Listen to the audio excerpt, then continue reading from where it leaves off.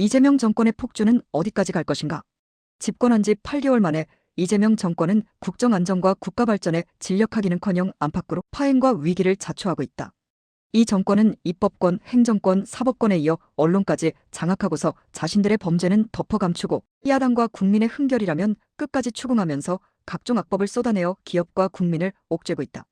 반면 합의문이 필요 없을 정도로 성공적이라고 자랑하였던 한미 관세협정은 한국 국회에서 대미투자법을 통과시키지 않고 미국에 대한 투자분담금을 이행하지 못하자 미국이 관세율을 15%에서 25%로 다시 인상하면서 완전히 실패하였음이 드러났다.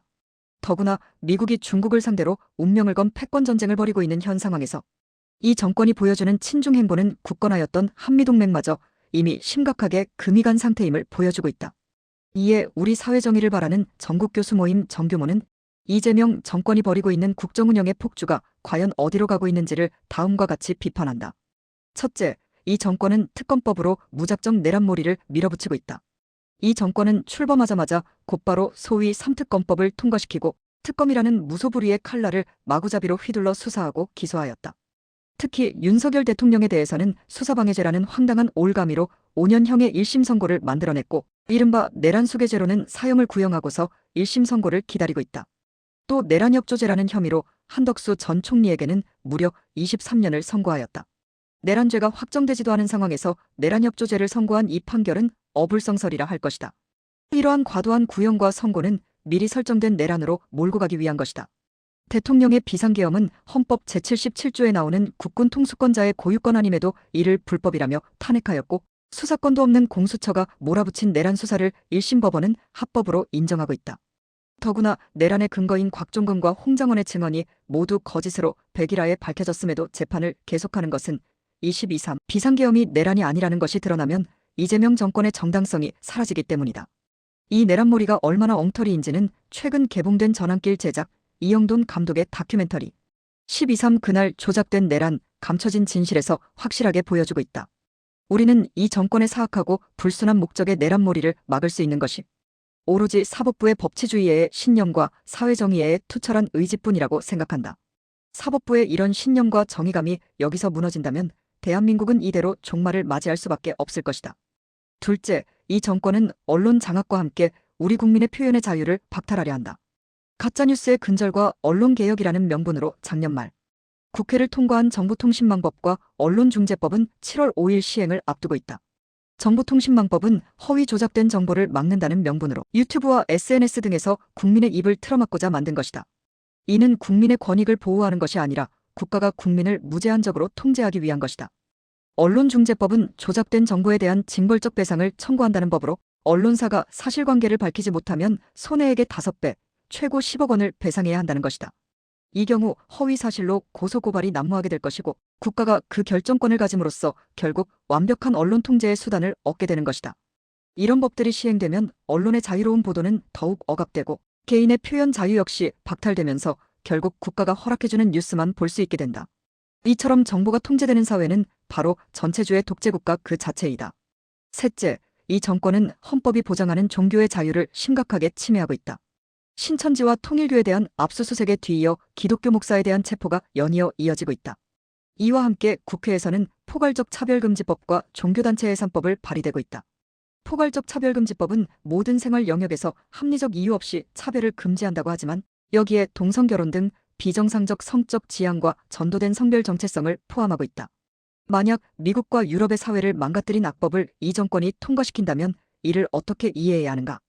이것은 사회적 합의도 없는 비정상적 가치관과 전도된 세계관을 국민에게 강제하려는 의도일 것이다. 더욱 심각한 것은 민법 일부 개정 법률안이라는 이름으로 교묘하게 포장된 이른바 종교단체 해산법이다. 이 법의 주요 내용은 다음과 같다.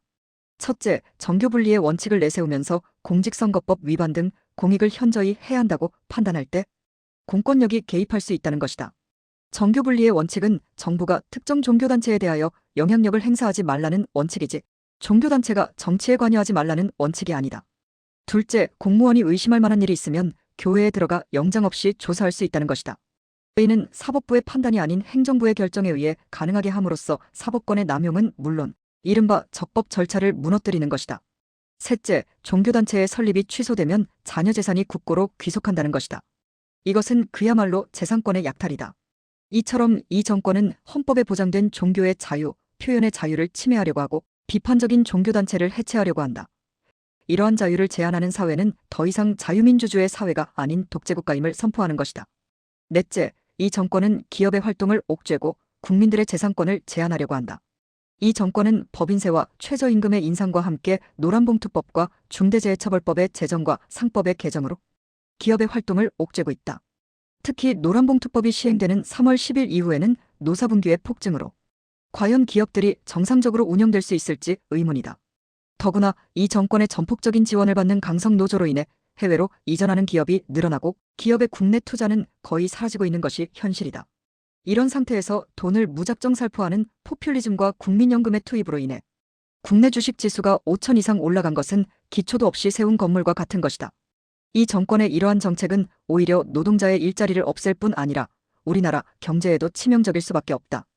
또한 이 정권은 각종 부동산 관련 악법들을 동원하여 국민의 재산을 보호는커녕 오히려 약탈하려고 한다.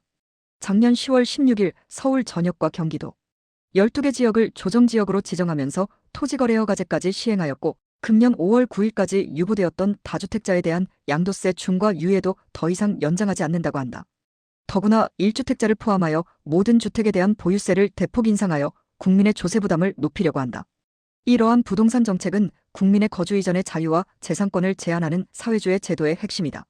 다섯째, 이 정권은 부정선거 의혹을 계속 덮어 감추려고 한다. 작년 6.3조기 대선에서도 부정선거의 의혹이 많았다.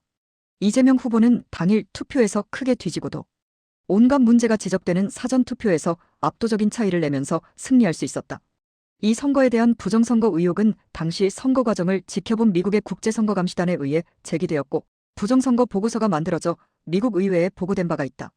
그러나 이 정권은 부정선거에 대하여 침묵으로 일관할 뿐만 아니라 현행 선거제도의 문제점을 개선할 의지가 전혀 없음을 보여주고 있다. 그런데 연초에 미국이 베네수엘라 마두로를 체포한 것은 단순히 마약이나 원유 문제가 아니라 부정선거 문제라는 것이 이제 전 세계에 알려졌다. 지난 2024년 11월 미국 대선에서 트럼프가 승리할 수밖에 없었던 이유가 사전에 부정선거를 철저히 차단할 수 있었다는 사실과 함께 2020년 선거에서 트럼프를 패배하게 한 부정선거를 끝까지 파헤치려는 의지가 여러 차례 표명되었다. 특히 이번 다보스 포럼에서 트럼프 대통령은 2020년 미국 대선에서 부정선거에 관련된 모든 사람들을 반드시 기소하겠다고 밝힌 바가 있다. 또한 미국의 정보와 안보 채널인 SCIF에 의하면 베네수엘라의 전자투표 시스템 제조회사 스마트매틱이 차베스와 마두로 정권에서 부정선거에 이용되었고 국제적인 부정선거에 한국이 깊이 관련되었음을 분명히 밝히고 있다. 즉 미국의 USAID 미국 국제개발처와 베네수엘라의 스마트매틱과 함께 한국의 A웹 선거관리기관 협의회와 미루 시스템이 연결되어 전 세계적으로 선거 조작을 시도하였으며 각 나라에서 불법적 정권 교체를 획책하였다는 것이다. 최근 체포된 마두로는 에콰도르 부정선거에서 한국이 관련되었다는 자백을 하였다고 한다. 더구나 미국에서는 조지아주 풀턴 선거관리위원회가 압수수색되는 등 부정선거의 수사가 본격적으로 시작되었다. 그 여파로 인해 한국의 A웹과 미루 시스템은 반드시 수사의 대상이 될 것으로 보인다. 한국에서 부정선거가 시작된 것은 2002년 투표지 분류기, 실상은 전자개표기의 도입부터라고 추정된다. 이 투표지 분류기를 처음 만든 관우정보기술의 류재화 사장의 양심선언에 의하면 당시 이를 요청한 사람이 김대중, 이해찬, 박지원, 신건 등이다. 즉 이들이 우리나라 부정선거의 원조 사인방이라고 볼 수 있다. 여기에다 2013년 사전선거가 채택되었고 투표관리관의 사인 날인이 인쇄로 대치되면서 2020년 총선부터 대규모 부정선거가 자행되었던 것이다. 하지만 그동안 제기된 모든 선거무효 소송은 선거관리위원장을 겸임하였던 대법관들이 이를 덮어주었기 때문에 제대로 검증된 바가 없었다. 이러한 이재명 정권의 행보는 바로 사회주의 독재국가로 향하고 있음을 보여주는 것이다.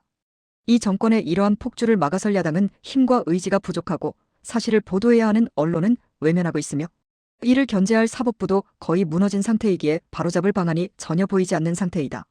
우리가 기대하는 방안으로는 미국이 나서서 이재명 정권을 견제해주거나 부정선거의 실체를 밝혀주는 것이다. 만약 미국의 견제가 경제 제재로 나타난다면 우리나라 경제는 곤두박질을 칠 수밖에 없을 것이다. 그 전에 부정선거 문제가 파헤쳐지고 이와 관련된 범법자들이 처벌된다면 침몰하고 있는 대한민국은 다시금 살아날 수 있을 것이다. 이제 우리 국민 모두는 이 나라가 정말로 백척간두의 위기에 놓여 있음을 깨달아야만 한다. 더 늦기 전에 지금까지 은밀히 진행된 부정선거 의혹을 밝히고 이를 근절할 뚜렷한 해법을 찾아야만 한다.